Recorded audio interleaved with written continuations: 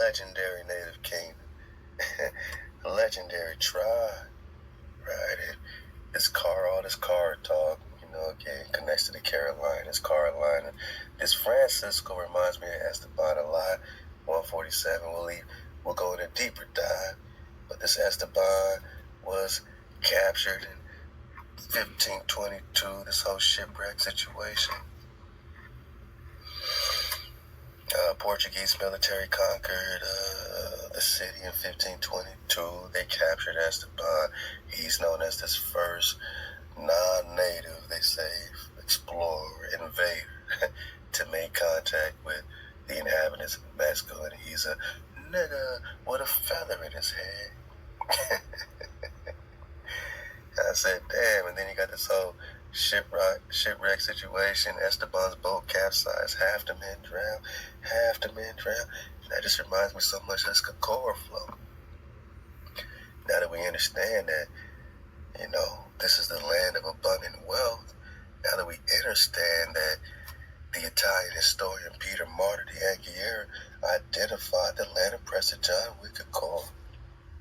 They only gave us 2 sentences here, but they gave us all this drop on Ethiopia and Mongols. But then when it came to America, they said, I'm going to give you 2 sentences. You figure it out. The land of Prester John is Chicora, according to Peter Martyr. Huh? Why? Because it's the land of abundant wealth. Why? Because it's a kingdom of abundant wealth and resources. This Chicora legend influenced the Spanish and the French in their attempts to colonize North America for the next 60 years. Got it? Because the Portuguese were also influenced, searching for Prester John in America after 1645. They all looking, are you? Are you seeking? Are you seeking the code? Seeking the creator? Are you seeking Kondawi? And again, with that shipwreck situation, half the people vanishing. Remember, Chicora, South Carolina, was originally named Chicora. You don't think Tupac Shakur, Alfina Shakur know about the Chicora? And Alfina's from the Carolinas, from North Carolina. You think she knows about Tupac Amaru, the Inca flow in Peru, and don't know about the Chicora underneath her roof, being from Carolina? Stop it, man. The Chicora is the Chicora. And this is the expedition of Vasquez de Leon, 1520, shows the dreadful cruelty of the Spaniards to the Indians. He went to the Bahamas to seize the natives and bring them to the island of Hispaniola to work there in the mines as slaves. A storm drove him on the coast of what is now South Carolina, where he was treated with great kindness by the Indians. While many of these were visiting on board his ships, they were suddenly fastened down under the hatches, and the vessel set sail. So this slave trade started here. They took Nagas from here to Spain. Disaster followed the ships, just like Esteban. One of them was wrecked, so there was 2. Half of them vanished, right? Half of them lost, man. So, same thing with Esteban. Half the men drowned. And this is all in 1522. Man, we gotta dig on this, man. We gotta dig on this, dear. The Indians on the other boat preferred death to slavery and almost to a man starved themselves, and de Leon himself was paid the penalty of this atrocious cruelty in 1525 when he went to settle his new province of Chicora, now South Carolina. The natives, imitating his former treachery, enticed many of his men from the ships and massacred them. De Leon himself escaped with difficulty, only to return to disgrace to Hispaniola. Damn. You don't think Chicora, you don't think Alfina Chicora know about this land? Know about the Chicora legend? You wondering why Prester John's connected with the land of wealth and resources? You think Peter Martyr's just throwing this out there? You think they're giving us 2 sentences for nothing? God, we're going to dig on some more of this Chicora.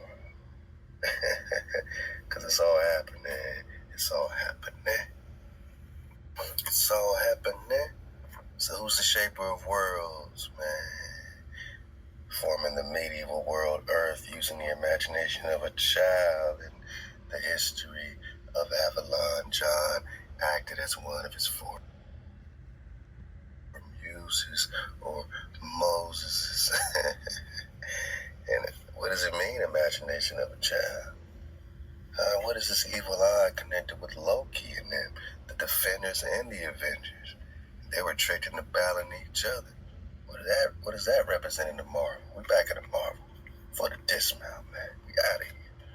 Over the fate of Dane Whitman, who was once again in the body of his ancestor, Ebor Garrett, and Prester John was able to regain the eye from Prince John and Mordred. And then later he got involved with Cable and Deadpool. Okay. Due to the Cable's attempt to control the world and Deadpool being falsely accused of murdering a Muslim cleric, he took residence on Providence. He seemed to have altered or added the eye to his stellar ride. Back to the Book of Jasher, right? With the blue sapphire staff, right? Where Moses is plucking it out the garden of Well after he gets out the dungeon. And this same staff was passed all the way back from Adam. We got that before. So we see how it's all happening in real time, man. This ain't no play. I mean, hey, let's get it from the top. Remember, Kang appeared trying to get John to join him. As we settled their battle, John was sent into the past. He attempted to manipulate events in the past, advising a Frankish king to battle Vikings. He was stopped by Thunderstrike or Thor or Zeus, who was investigating a town Kang had reverted to in medieval times. A bolt from the Minchnor somehow triggered the eye to teleport John back to Avalon. Now Prester John popping up in Africa. Which one, right? While in suspended animation, he's in Africa. How you be in suspended animation and be in Africa at the same time? John and the Seed were later found in Africa by Human Torch. Now we in the Fantastic Four flow. Can't make this up. I can't make this up. And yeah, it connects to Richard Lionheart, connects to Black Knight. Black Knight helping out John, right? Who's the Black Knight? Who's Dane? Who's Dan? Talking Dad? After the Crusades, John traveled the world until he found the Isle of Avalon. There he gained the evil eye, my noggin. The one with the deadly glance is more than you just knowing who you are. But when you know who you are, it all connects, right? Your life force connects. Your technology reconnects. Your dragon connects. Everything connects. What they call evil eye, I see as the sight, right? The light that they want to take from your eyes. So this evil eye is placed in the care of Prester John until it seemingly exploded. The device actually split into 6 parts. It sounds like Lord of the Rings and them rings. It sounds like Thanos and them stones. Spread throughout the globe. Become a focal point of the Avenger Defender War. So Prester John is the focal point of the entire Avenger series. But they don't mention him. But they'll bring in Kang, right? Because Prester can't be the bad guy. Kang got to be the bad guy. Prester can't be. David can't be the bad guy when Jesus is still the son of David.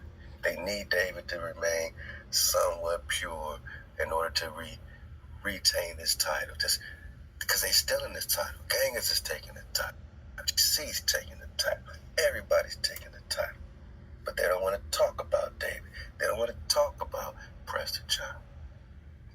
So Prester John carried a new version of the evil eye called his stellar rod. They can't make no Prester Marvel. Because the Avengers gotta be the good guys, right? Right. They can't make him a bad guy. They can make Genghis Khan or Kang. They can make Kang a bad guy. But they can't make Prester John a bad. So he kind of, he gets put on the back burner. He gets put on the side while they tell their hijacked story of your story, your history, right? So the evil eye is made of an unknown metal, just like the dragon, unknown substance, capable of manipulating matter, right? Again, gotta think about this mud flood situation. Love to the car, fire and concussive force blast, disintegrating matter. Sound like the mud flood. We're talking Tartaria, Genghis Khan, Prester, and technology. Notifying other energy sources, creating or destroying force fields. What's it got to do with all these worlds beyond the pole and the firmament? We're going to talk firmament. And of course, it has dimensional time travel abilities.